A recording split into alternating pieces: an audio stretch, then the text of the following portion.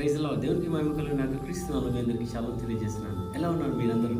ఈరోజు మీ అందరి కొరకు ప్రత్యేకమైన ప్రార్థన చేయాలని ఆశపడుతున్నాను.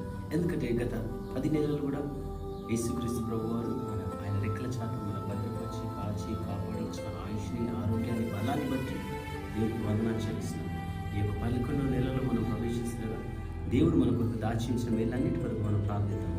మమ్మల్ని మిక్కిలిగా ప్రేమించిన మా యేసయ్య నీకు వందనాలు ప్రభా. ఈ యొక్క 11 నెలల్లో మేము ప్రవేశిస్తుండగా ప్రభా, మీరు మా కొరకు దాచి ఉంచిన మేలులు, ఆశీర్వాదాలు, నాయన దీవెనలు పొందుకునే కృపా కనికరము దయచేయండి. ఈ యొక్క నెలలో మీరు జరగవలసిన కార్యాలన్నీ కూడా ప్రతి ఒక్క జీవితంలో, ప్రతి ఒక్క కుటుంబంలో మీరు జరిగించండి. అనారోగ్యంతో ఉన్న బిడ్డలను స్వస్థపరచండి. ఆర్థిక ఇబ్బందులతో వారిని విడిపించండి. రక్షణ లేకుండా బాధపడుతున్న వారికి రక్షణ దయచేయండి. విడిపోయిన కుటుంబాలను కట్టండి. భార్య భర్తల మధ్య సమాధానం దయచేయండి. పిల్లల్ని ఆశీర్వదించండి. వారి చదువులో మీరు తోడుగా ఉండండి. ఇదిగో ప్రభా, ఇల్లు విషయంలో మీ కార్యాలు జరిగించండి ప్రభా.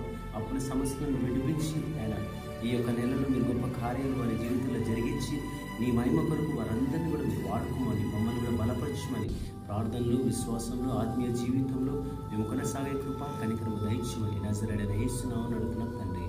ఆమేన్. God bless you all.